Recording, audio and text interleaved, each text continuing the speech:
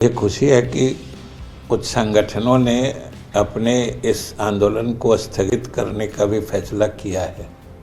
इन्हें मुख्यमंत्री जी की इजाज़त से और परामर्श से हम लोगों ने ये निर्णय लेने का फैसला किया है।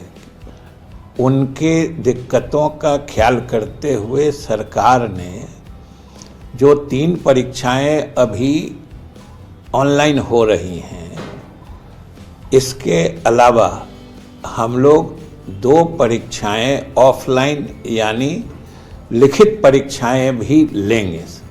वो भी सक्षमता परीक्षाओं का ही अंश होगा, भाग होगा। और इस तरीके से कुल लगभग 5 परीक्षाएं उनके लिए उपलब्ध होंगी। 3 ऑनलाइन होंगी, 2 ऑफलाइन होंगी।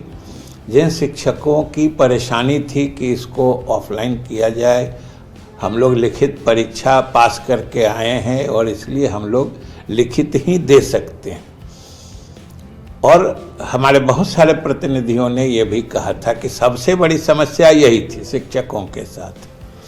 तो उसमें से बहुत सारे शिक्षक ऐसे हैं जिनको ऑनलाइन टेस्ट देने में या जिसको कहिए कंप्यूटर बेस्ड एग्ज़ाम देने में उनको दिक्कत थी और उनकी मांग थी कि ये परीक्षा अगर होनी है तो ऑफलाइन लिया जाए, यानी लिखित परीक्षा ली जाए। तो इसी क्रम में हम लोगों ने, विभाग ने मुख्यमंत्री जी की इजाज़त से और परामर्श से हम लोगों ने ये निर्णय लेने का फैसला किया है और हम लोग ये निर्णय ले रहे हैं कि जो शिक्षक ऑनलाइन यानी कंप्यूटर बेस्ड एग्ज़ाम देने में असमर्थ हैं या नहीं देना चाहते हैं और जिनकी मांग रही है कि परीक्षाएं ऑफलाइन यानी लिखित रूप में ली जाएं, उनके दिक्कतों का ख्याल करते हुए सरकार ने जो 3 परीक्षाएं अभी ऑनलाइन हो रही हैं, इसके अलावा हम लोग 2 परीक्षाएं ऑफलाइन यानी लिखित परीक्षाएं भी लेंगे। वो भी सक्षमता परीक्षाओं का ही अंश होगा, भाग होगा। और इस तरीके से कुल लगभग 5 परीक्षाएं उनके लिए उपलब्ध होंगी। 3 ऑनलाइन होंगी, 2 ऑफलाइन होंगी। जिन शिक्षकों की परेशानी थी कि इसको ऑफलाइन किया जाए, हम लोग लिखित परीक्षा पास करके आए हैं और इसलिए हम लोग लिखित ही दे सकते हैं। और हमारे बहुत सारे प्रतिनिधियों ने ये भी कहा था कि सबसे बड़ी समस्या यही थी शिक्षकों के साथ। तो हम ये बताना चाहते हैं और कि मुख्यमंत्री जी की इजाज़त से और उनकी सहमति से अब 2 अतिरिक्त परीक्षाएं जो ऑफलाइन होंगी, लिखित परीक्षा, दोनों की मान्यता तो बराबर है और मकसद तो एक ही है कि जो नियोजित शिक्षक हैं उनकी सेवा सरकारी हो जाएगी। और मुख्यमंत्री जी ने भी घोषणा की थी कि उन लोगों को भी एक एग्ज़ाम लेके इन लोगों को सरकारी बना दिया जाएगा। और परीक्षा की तिथि भी घोषित हुई। तब फिर शिक्षकों के तरफ से ये एक तरह से कठिनाई बताई गई थी कि ऑनलाइन परीक्षा देने में उन्हें दिक्कत थी। तो इसलिए हमें प्रसन्नता है यह बताते हुए कि सरकार ने मुख्यमंत्री जी की सहमति से ये निर्णय लिया है। और दूसरी बात कि हमने उस समय भी शिक्षकों से अपील की थी, कहा था कि शिक्षक धैर्य रखें, अध्यापन कार्य में रुचि लें, हम उनके कठिनाइयों को ज़रूर देखेंगे।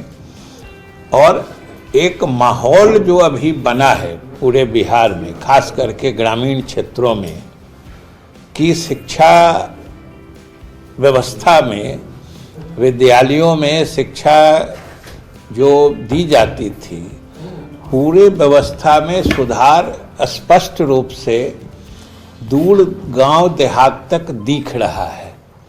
और लोगों में, मतलब बिहार के आम लोगों में, ये जो शिक्षा व्यवस्था में, विद्यालयों के संचालन में, विद्यालय में शिक्षकों से लेके छात्रों की उपस्थिति में, सुदूर देहाती इलाके में भी जिस ढंग से एक सुधार हुआ है, उसकी सभी लोग सराहना कर रहे हैं। हम शिक्षकों से यही अपील करते हैं कि भाई आप अध्यापन कार्य में रुचि लें, विद्यालयों में शिक्षण का माहौल बेहतर बनाए रखें। आप, जैसा हमने कहा था, हम कोई आपके हितों के विरुद्ध काम नहीं करना चाहते हैं। सरकार का भी एक ही लक्ष्य है, एक ही मकसद है कि यहाँ के बच्चों को, बिहार के बच्चों को हम गुणवत्तापूर्ण शिक्षा दें और हमारे विद्यालय पूर्ण समय के लिए पर्याप्त शिक्षकों के साथ पूरे समय तक चले, यही सरकार का मकसद भी है।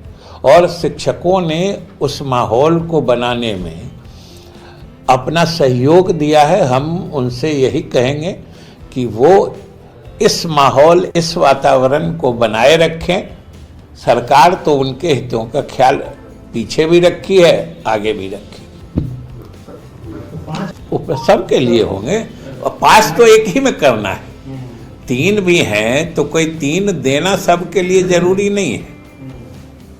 एक ही में कोई पास कर गया तो फिर उसको कोई देने की जरूरत नहीं है। 1 मिनट के लिए दे रहा हूं, थोड़ा सा संक्षेप में बोल दीजिएगा। नहीं, ले लीजिएगा ना, अब हमको कहाँ फिर दोबारा, आप लोग को हो गया ना एक ठो। और विषय का की मुलाकात हुई है, और आप लोग के मर्जी का क्यों बात हो तो बोलिए। लालू प्रसाद यादव और नीतीश कुमार की मुलाकात हुई है। लालू जी इत्तेफाक से हुई मुलाकात, और जोशी से मिले। इन दोनों नेताओं के बीच तो पहले भी मुलाकात होते रही हैं, आज भी हुई हैं, आगे भी हो सकती हैं। इसमें कोई नई बात या कोई असहज या अस्वाभाविक तो बात है नहीं। पार्टी उन लोगों पे कोई एक्शन लेने पर सोच रही है जिन लोगों ने विरोध में उस दिन किया? नहीं, अभी तो पार्टी, अभी तो सदन चल रहा है, उसके बाद से बंद ही था। पार्टी तो उन लोगों से समझेगी, और अगर अनुपस्थित या देर से आने का संतोषजनक कारण होगा तो उस पर विचार किया जाएगा। कोई पार्टी अपने विधायकों के विरुद्ध थोड़े है।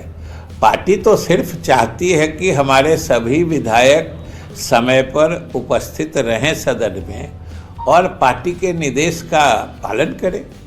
और हम समझते हैं कि लगभग सभी सदस्य आ ही चुके थे, कोई कुछ देर से आए थे। तो अगर उसके लिए पार्टी समझेगी उनसे और उनको संतोषजनक कारण बताएंगे तो फिर पार्टी अपने ही विधायक के विरुद्ध कैसे होगी? विधायकों ने मुलाकात भी की है। हाँ, ये तो विधायकों की मुलाकात है, तो उन दोनों के बीच बात हुई होगी।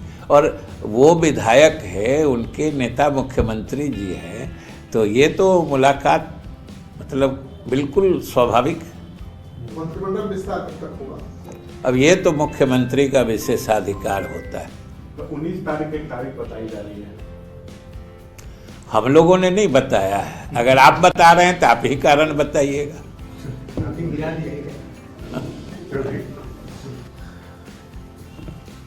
चलिए, कुछ बोल दीजिए। हम तो जब बुलाते हैं तो कोई